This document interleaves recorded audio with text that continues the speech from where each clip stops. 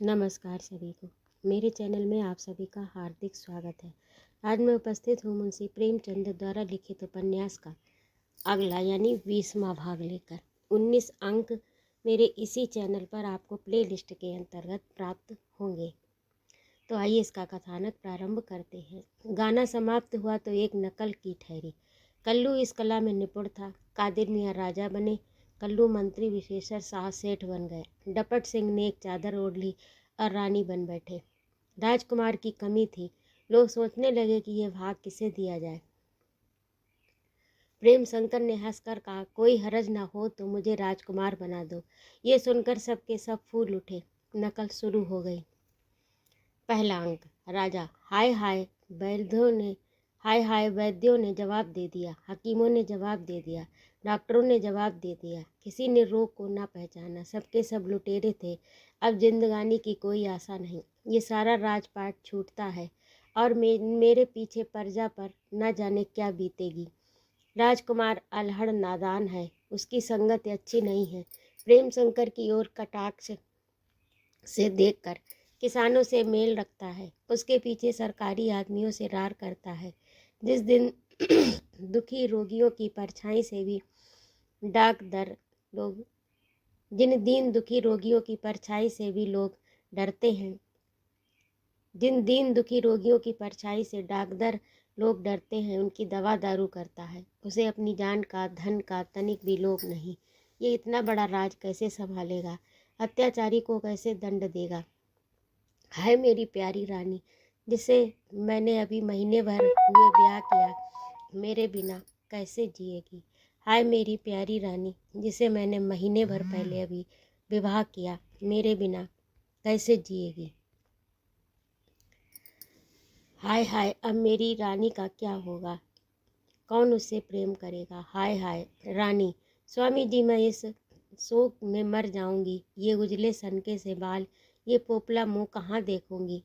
कटाक्ष भाव, किसको गोद में लूंगी, किससे ठुनकूंगी? अब मैं किसी तरह न बचूंगी। राजा की सांस उखड़ जाती है, आंखें पथरा जाती हैं, नाड़ी छूट जाती है। रानी छाती पीट कर रोने लगती है। दरबार में हाहाकार मच जाता है। राजा के कानों में आकाशवाणी होती है कि हम तुझे 1 घंटे की मोहलत देते हैं। अगर मुझे 3 मनुष्य ऐसे मिल जाएं जो दिल से तेरे जीने की इच्छा रखते हैं तो तू अमर हो जाएगा। राजा सचेत हो जाता है। उसके मुखार बिंदु पर जीवन ज्योति झलकने लगती है। बड़े प्रसन्न मुख उठ बैठता है और आप ही आप कहता है, अब मैं अमर हो गया। अकंटक राज्य करूँगा, शत्रुओं का नाश कर दूंगा। मेरे राज्य में ऐसा कौन प्राणी है जो हृदय से मेरे राज्य में ऐसा कौन प्राणी है जो हृदय में मेरे जीने की इच्छा न रखता हो? 3 नहीं 3 लाख आदमी बात बात में निकल आएंगे। अब दूसरा अंक। राजा एक साधारण नागरिक के रूप में आप ही आप। समय कम है, ऐसे 3 सज्जनों के पास चलना चाहिए जो मेरे भक्त थे। पहले सेठ के पास चलूं। वह परोपकार के प्रत्येक काम में मेरी सहायता करता था। मैंने उसकी कितनी बार रक्षा की और उसे कितना लाभ पहुंचाया। ये सेठ जी का घर आ गया। सेठ जी जरा बाहर आओ। सेठ, क्या है, इतनी रात गए, कौन काम है? राजा, कुछ नहीं, अपने स्वर्गवासी राजा का यश गाकर उनकी आत्मा को शांति देना चाहता हूँ। कैसे धर्मात्मा प्रजा प्रिय पुरुष थे। उनका परलोक हो जाने से सारे देश में अंधकार सा छा गया। प्रजा उनको कभी न भूलेगी। आपसे तो उनकी बड़ी मैत्री थी। आपको तो और भी दुख हो रहा होगा। सेठ, मुझे उनके राज्य में कौन सा सुख था कि अब दुख होगा? मर गए, अच्छा हुआ। उसकी बदौलत लाखों रुपए साधु संतों को खिलाने पड़ते थे। राजा मन में, हाय, इस सेठ पर मुझे कितना भरोसा था। ये मेरे इशारे पर लाखों रुपए दान करता था। सच कहा, बनिया किसी के मित्र नहीं होते। मैं जन्म भर इसके साथ रहा पर इसे पहचान न सका। अब चलूं मंत्री के पास। वह बड़ा स्वामी भक्त सज्जन पुरुष है। उसके साथ मैंने बड़े बड़े सलूक किए। ये उसका भवन आ गया, शायद अभी दरबार से आ रहा है। मंत्री जी, कहिए, क्या राज दरबार से आ रहे हैं? इस समय तो दरबार में शोक मनाया जा रहा होगा। ऐसे धर्मात्मा राजा की मृत्यु पर जितना शोक किया जाए वह थोड़ा है। अब फिर ऐसा राजा कभी नहीं होगा। आपको तो बहुत ही दुख हो रहा होगा। मंत्री, मुझे उनसे कौन सा सुख मिलता था, अब दुख होगा। मर गए, अच्छा हुआ, उनके मारे सांस लेने की छुट्टी नहीं मिलती थी। प्रजा के पीछे आप मारते थे और मुझे भी मारते थे। रात दिन कमर कसे खड़े रहना पड़ता था। राजा, आप ही आप, हाय, इस परम हितैषी सेवक ने भी धोखा दिया। मेरी आंख बंद होते ही सारा संसार मेरा बैरी हो गया। ऐसे ऐसे आदमी धोखा दे रहे हैं जो मेरे पसीने की जगह लहू बहाने को तैयार थे। 3 आदमी भी ऐसे नहीं मिले जिन्हें मेरा जीना पसंद हो। जब दोनों निकल गए तो दूसरे से क्या आशा रखूं। अब रानी के पास जाता हूँ। वह साध्वी सती स्त्री है। उसकी जितनी ही सखियां हैं सभी मुझ पर प्राण देती हैं। वहाँ मेरी इच्छा अवश्य पूरी होगी। अब केवल थोड़ा सा समय और रह गया। ये राजभवन आया। रानी अकेली मन मारे शोक में बैठी है। महारानी जी, अब धीरे से काम लीजिए। आपके स्वामी ऐसे प्रतापी थे कि संसार में सदा लोग उनका यश गाया करेंगे। देह हत्या करके वह अमर हो गए। रानी, अमर नहीं, पत्थर हो गए। उनसे संसार को चाहे जो सुख मिला हो, मुझे तो कोई सुख ना मिला। उनके साथ बैठते लज्जा आती थी। मैं उनका क्या यश गाऊं। मैं तो उसी दिन विधवा हो गई जिस दिन उनसे विवाह हुआ। वह जीते थे तब भी राण थी, मर गए तब भी राण हूँ। देखो तो कुंवर साहब कैसे सजीले बांके जवान हैं। मेरे योग्य यह थे, ना कि वैसा खूसट बुड्ढा जिसके मुंह में दांत तक नहीं थे। ये सुनते ही राजा एक लंबी सांस लेता है और मूर्छित होकर गिर पड़ता है। अभिनय समाप्त होता है। प्रेम शंकर को इन गंवारों से अभिनय कौशल पर विस्मय हुआ। बनावट का कहीं नाम न था। प्रत्येक व्यक्ति ने अपना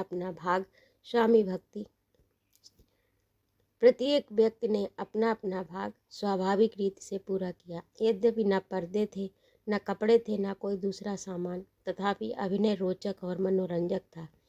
सवेरे प्रेम शंकर टहलते हुए पड़ाव की ओर चले तो देखा कि लश्कर कूच की तैयारी कर रहा है। खेमे उखड़ रहे हैं, गाड़ियों पर असबाब लद रहा है। साहब बहादुर की मोटर तैयार है और विशेषर साहब तहसीलदार के सामने कागज का एक पुलिंदा लिए खड़े हैं।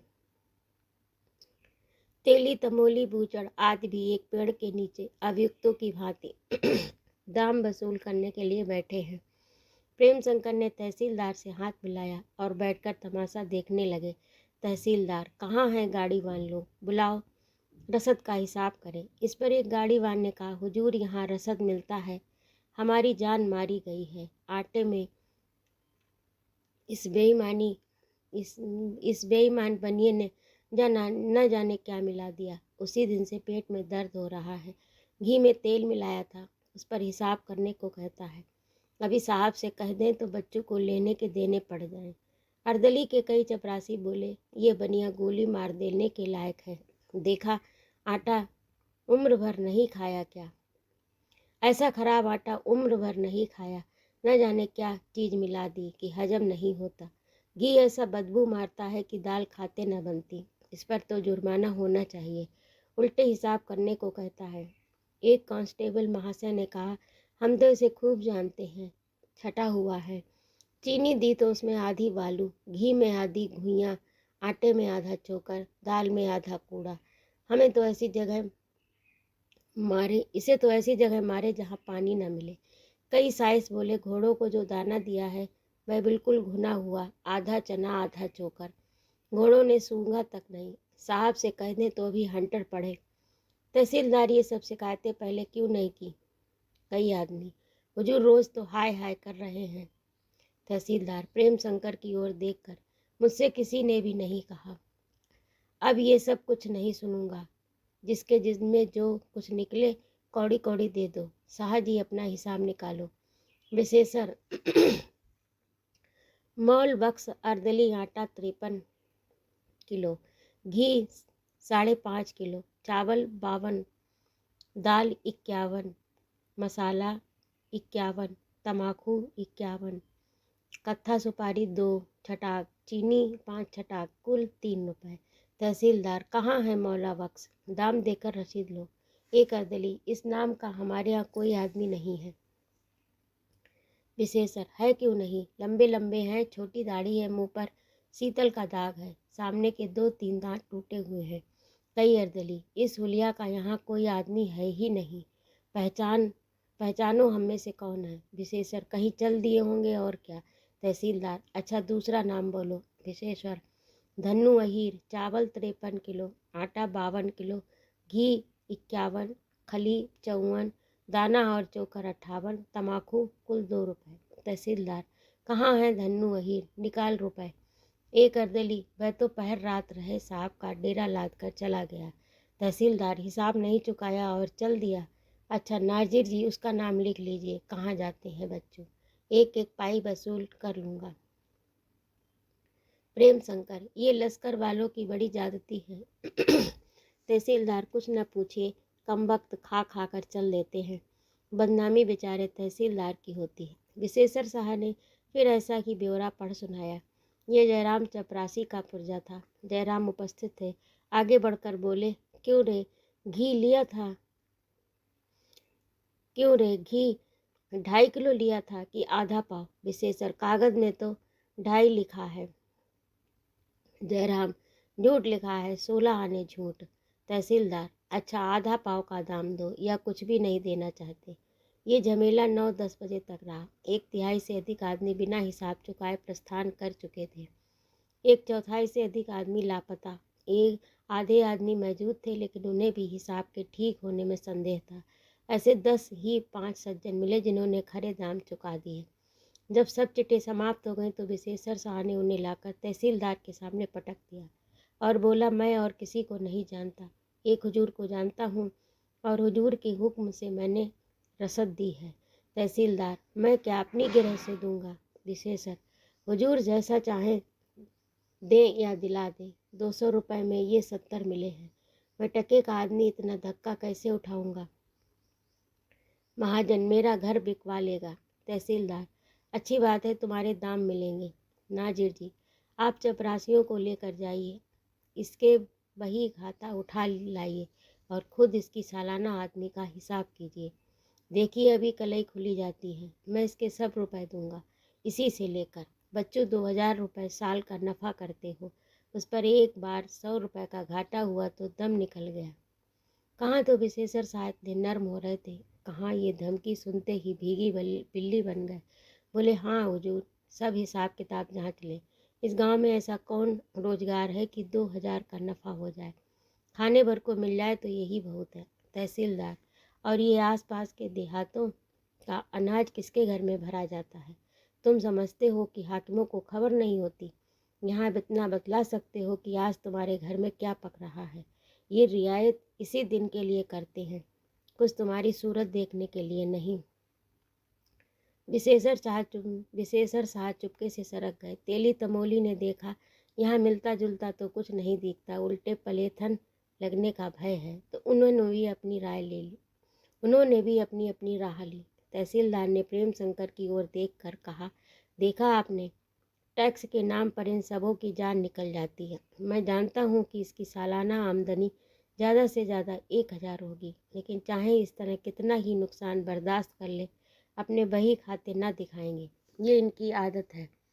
प्रेम शंकर, खैर ये तो अपनी चालबाजी की बदौलत नुकसान से बच गया, मगर और बेचारे तो मुफ्त में पिस गए, उस पर जलील हुए वह अलग। तहसीलदार, जनाब इनकी दवा मेरे पास नहीं है। जब तक कौम को आप लोग एक सिरे से जगह न देंगे, इस तरह के हथकंडों का बंद होना मुश्किल है।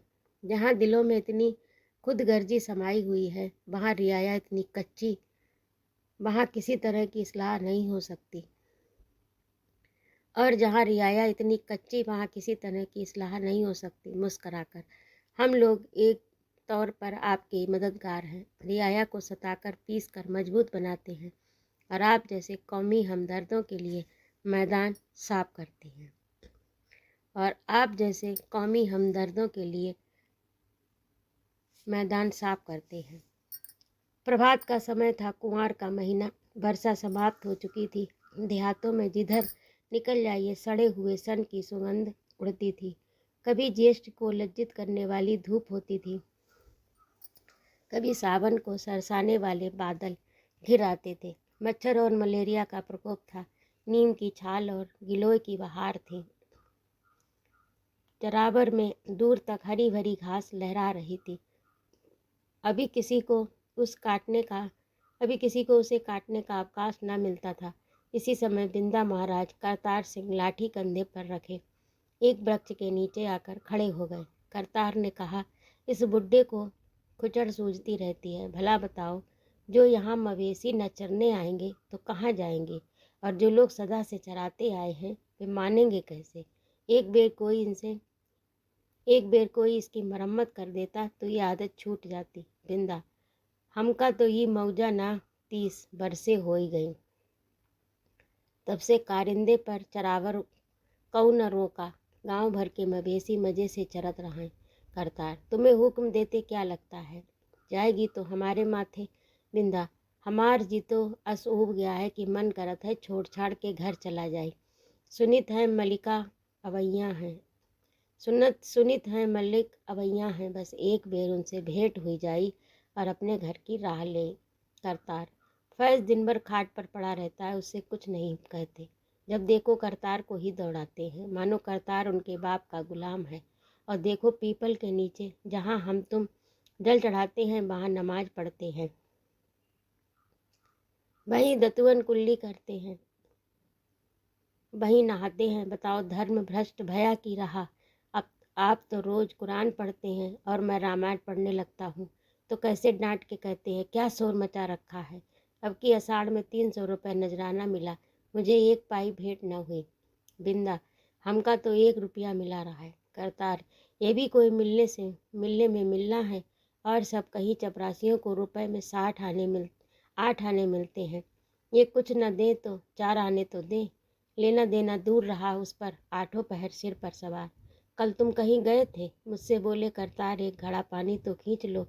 मैंने तुरंत जवाब दिया, इसके नौकर नहीं है, फौजदारी करा लो, लाठी चलवा लो। अगर कदम पीछे हटाए तो कहो, लेकिन चिलम भरना पानी खींचना हमारा काम नहीं है।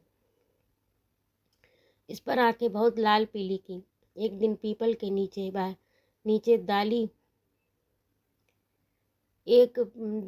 के नीचे मूर्तों को देखकर बोले, ये क्या ईंट पत्थर जमा रखे हैं। मैंने तो ठान लिया कि जहाँ अब की कोई नजराना लेकर आया और मैंने हाथ पकड़ा कि 4 आने इधर रखिए। जरा भी नरम गरम हुए मुंह से लाम काफ निकाली और मैंने गर्दन दबाई। फिर जो कुछ होगा देखा जाएगा। फैजू बोले, तो उनसे भी मैं समझूंगा। खूब पड़े पड़े रोट गोश्त उड़ा रहे हैं, सब निकाल दूंगा। ये देखो मवेशी धरा रहे हैं, बलराज तो नहीं है ना। बिंदा, होबे करी तो कौन डर है, अब की यस जर आवा है कि ठठली होए गवा। करतार, बड़े कसबल का पट्टा है। सुक्कू चौधरी का तालाब जहाँ बन रहा था, वहीं एक दिन अखाड़े में उससे मेरी पकड़ हो गई। मैं उसे पहले ही झपाटे में नीचे लाया, लेकिन ऐसा तड़प के नीचे से निकला कि झोंकों में आ गया, संभल न सका। बदन नहीं है, लोहा है। बिंदा, निगाह का बड़ा सच्चा जवान है। क्या मजा कि को बिटिया महरिया की और आंख उठाई के ताकत। करतार, भाई देखो फैजी और गौस भी इधर आ रहे हैं, आज कुशल नहीं दिखती। बिंदा, ये गाय भैंसे तो मनोहर के जान पड़ते हैं, पिलासी लीने आवत हैं। करतार ने उच्च स्वर में कहा, ये कौन मवेशी लिए आता है, यहाँ से निकाल ले जाओ, सरकारी हुक्म नहीं है। इतने में बिलासी निकट आ गई और बिंदा महाराज की ओर निश्चिंत भाव से देख कर बोली, सुनो तो महाराज, ठाकुर की बात। करतार, सरकारी हुक्म हो गया कि अब जानवर यहाँ ना चराने आई। बिलासी, कौन सा सरकारी हुक्म, सरकार की जमीन नहीं है महाराज, तुम्हें तो यहाँ एक युग बीत गया, कभी किसी ने चराई मना किया है। बिंदा, उस पुरानी बातन का ना गाओ, अब ऐसे हुक्म बवा है कि जानवर कौनो कहते ले जाए, नहीं तो वह गौस खां आवत है, सवन का पकड़ के कानी हौद पठाई दिए। बिलासी, कानी हौद कैसे पठाई दी है, कहूँ राहजनी है, हमारे मवेशी सदा से यहाँ चरत आए हैं और सदा यहाँ ही चराएंगे। अच्छा सरकारी हुक्म है। अच्छा ये दिया चरावर के छोड़ दो, आज कह दिया चरावर के छोड़ दो, कल कहेंगे अपना घर छोड़ो, पेड़ तले जाकर सो, ऐसा कोई अंधेर है। इतने में गौस खां और फैजू भी आ गए। बिलासी के अंतिम शब्द खां साहब के कान में पड़े। डपट कर बोले, अपने जानवरों को फौरन निकाल ले जाओ, वरना मवेशी खाने भेज दूंगा। बिलासी, क्यों निकाल ले जाऊं, चरावर सारे गांव का है, जब सारा गांव छोड़ देगा तो हम भी छोड़ देंगे। गौस खां जानवरों को ले जाती है कि खड़ी खड़ी कानून बगाड़ती है। बिलासी तुम तो खां साहब ऐसी घुड़की जमा रहे हो जैसे मैं तुम्हारा दिया खाती हूँ। गौस खां फैजू जवाद राज औरत यूं ना मानेगी, घेर लो इसके जानवरों को और मवेशी खाने हाँक ले जाओ। फैजू तो मवेशियों की तरफ लपका, पर करतार और बिंदा महाराज धर्म संकट में पड़े खड़े रहे।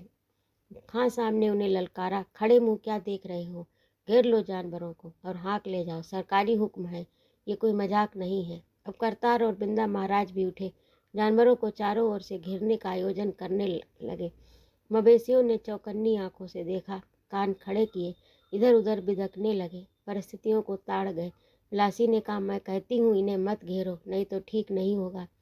किंतु किसी ने उसकी धमकी पर ध्यान नहीं दिया। थोड़ी देर में सब जानवर बीच में घिर गए और कंधे से कंधा मिलाए कनखियों से ताकते तीनों चपरासियों के साथ धीरे धीरे चले। बिलासी एक संदिग्ध दशा में मूर्तिवत खड़ी थी। जब जानवर कोई 20 कदम निकल गए होंगे तब वह उन्मत्त की बात दौड़ी और हाँफते हुए बोली, मैं कहती हूँ इन्हें छोड़ दो, नहीं तो ठीक नहीं होगा। फैजू हट जा रास्ते से, कुछ सामत तो नहीं आई तेरी।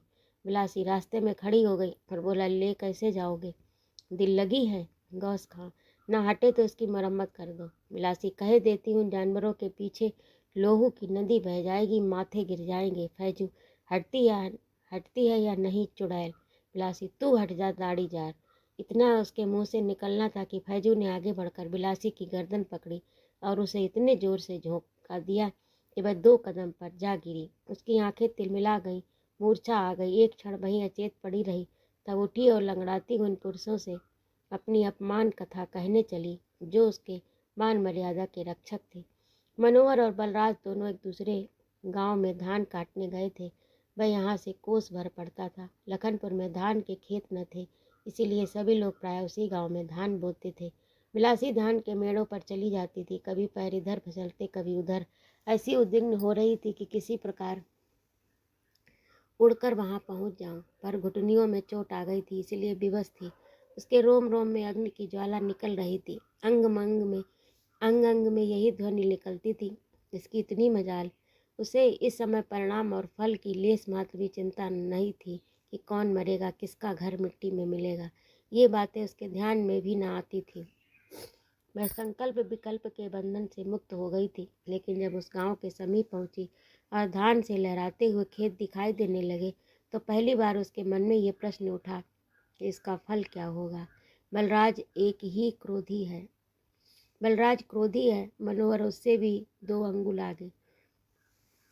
मेरा रोना सुनते दोनों भभक उठेंगे, जान पर खेल जाएंगे तब। किंतु आहत हृदय ने उत्तर दिया, क्या हानि है, लड़कों के लिए आदमी क्या झींकता है, पति के लिए क्यों रोता है, इसी दिन के लिए तो। इस कलमुए फैजू का मान मर्दन तो हो जाएगा, गौस खां का घमंड तो चूर चूर हो जाएगा।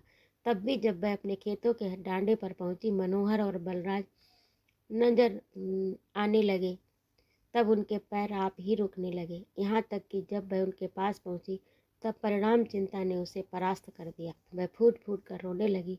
जानती थी और समझती कि ये आंसू की बूंदें आग की चिंगारियां हैं, पर आवेश पर अपना काबू न था। वह खेत के किनारे खड़ी हो गई, मुंह ढाँप कर रोने लगी। बलराज ने सशंक होकर पूछा, अम्मा क्या बात है, रोती क्यों हो, क्या हुआ, ये सारा कपड़ा कैसे लहू लुहान हो गया। बिलासी ने साड़ी की ओर देखा तो वास्तव में रक्त के छींटे दिखाई दिए। घुटनियों से खून बह रहा था। उसका हृदय थर थर कांपने लगा। इन छींटों को छिपाने के लिए वह इस समय अपने प्राण तक दे सकती थी। हाय, मेरे सिर पर कौन सा भूत सवार हो गया कि यहाँ दौड़ी आई। मैं क्या जानती थी कि कहीं फूट फाट भी गया है। अब गजब हो गया। मुझे चाहिए था कि धीरज धरे बैठी रहती। सांझ को जब ये लोग घर आते तब गांव के सब आदमी जमा होते तो सारा वृतांत कह देती। जैसी सबकी सलाह होती वैसा किया जाता। इस अव्यवस्थित दशा में कोई शांतिप्रद उत्तर न सोच सकी। बलराज ने फिर पूछा, कुछ मुँह से बोलती क्यों नहीं, बस रोए जाती हो, क्या हुआ, कुछ बताओ भी तो। बिलासी सिसकते हुए, फैजी और गौस खां हमारी सब गायें भैंसें कानी हौद हाँक ले गए हैं। बलराज, क्यों, क्या उनकी सिर में पड़ी थी। बिलासी, नहीं, कहते थे चरावर चराने की मनाही है। बलराज ने देखा कि माता की आंखें झुकी हैं और मुख पर मर्माघात की आभा झलक रही है। उसने उग्रावस्था में स्थित हो उससे कहीं भयंकर समझ लिया। जितनी वहम वस्तुता थी, कुछ और पूछने की हिम्मत न पड़ी। आंखें रक्त वर्ण हो गई। कंधे पर लठ रख लिया। मनोहर से बोला, मैं जरा गांव तक जाता हूँ। मनोहर, क्या काम है? बलराज, फैजू और गौस खां से दो दो बातें करनी है। मनोहर, ऐसी बात करने का मौका नहीं है। अभी जाओगे तो बात बढ़ेगी, कुछ हाथ न लगेगा। 4 आदमी तुम्ही को बुरा कहेंगे। अपमान का बदला इस तरह नहीं लिया जाता। मनोहर के हर शब्दों में इतना भयंकर संकल्प, इतना घातक निश्चय भरा हुआ था कि बलराज अधिक आग्रह न कर सका। उसने लाठी रख दी और माँ से कहा, अभी घर जाओ, हम लोग आएंगे तो देखा जाएगा। मनोहर, नहीं, घर मत जाओ, यहीं बैठो, सांझ को सब जने साथ चलेंगे। वह कौन दौड़ा आ रहा है? बिंदा महाराज हैं क्या? बलराज, नहीं, कादिर दादा जान पड़ते हैं। हाँ वही हैं, भागे चले आते हैं। मालूम होता है गांव में मारपीट हो गई। दादा क्या है, कैसे दौड़े आते हैं? कुशल तो है? दादा क्या है, कैसे दौड़े आते हो? कुशल तो है? कादिर ने दम लेकर कहा, तुम्हारे ही पास दौड़े आते हैं। बिलासी रोती आई है? मैं डरा तुम लोग गुस्से में न जाने क्या कर बैठो। चला कि राह में मिल जाओगे तो रोक लूँगा, पर तुम कहीं मिले नहीं। अब तो जो हो गया सो हो गया, आगे की खबर करो। आज से जमींदार ने चरावर रोक दी है। अंधेर देखते हो? मनोहर, हाँ देख तो रहा हूँ, अंधेर ही अंधेर है। कादिर, फिर अदालत जाना पड़ेगा। मनोहर, चलो मैं तैयार हूँ। कादिर, हाँ आज जाओ तो सलाह पक्की करके सवाल दे दे। अब की हाई कोर्ट तक लड़ेंगे, चाहे घर बिक जाए, बस हल पीछे चंदा लगा दिया जाए। मनोहर, हाँ यही अच्छा होगा। कादिर में नमाज पढ़ता था, सुना बिलासी को चरावर में चपरासियों ने बुरा भला कहा। वह रोती हुई इधर उधर आई है। समझ गया आज गजब हो गया। तुमने सबर से काम लिया, अल्लाह इसका सवाब तुमको अवश्य देगा। तो मैं अब जाता हूँ, अपने चंदे की बातचीत करता हूँ, जरा दिन रहते चले आना। कादिर खां सावधान चले होकर चले गए। यह न समझे कि यहाँ मन में कुछ और ठन गई है। मनोहर के तुले हुए शब्दों को उन्होंने मानसिक धैर्य का द्योतक समझा। मनोहर ऐसे उद्दीप्त उत्साह से अपने काम में दत्तचित्त था, मानो उसकी युवावस्था का विकास हो गया है। धान के पालों के ढेर लगने जाते थे, न आगे ताकता न पीछे। किसी से कुछ बोलता था, न किसी की उसको सुनता था। न हाथ थकते थे, न कमर दुखती थी। बलराज ने चिलम भर कर रख दी। तंबाकू रखे रखे जल गया। बिलासी खाड़ का रस घोल कर सामने लाई। उसने उसकी ओर देखा तक नहीं, कुत्ता पी गया। कुआर की धूप थी, देह से चिंगारियाँ निकलती थी, पसीने की धारें बहती थी, किंतु मैं सिर तक न उठाता था। बलराज कभी खेत में आता, कभी पेड़ के नीचे बैठता, कभी चिलम पीता। एक ही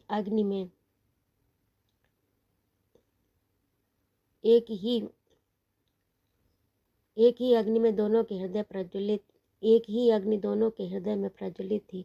एक ओर सुलगती हुई, दूसरी ओर दहकती हुई। एक ओर वायु के वेग से चंचल, दूसरी ओर निर्बलता से निश्चल। एक ही भावना दोनों के हृदय में थी, एक में उद्दाम उच्छृंखल, दूसरे में गंभीर और स्थिर।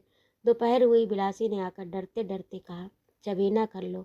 मनोहर ने सिर झुकाए जवाब दिया, चलो आते हैं। 1 घंटे के बाद बिलासी फिर आकर बोली, चलो चबेना कर लो।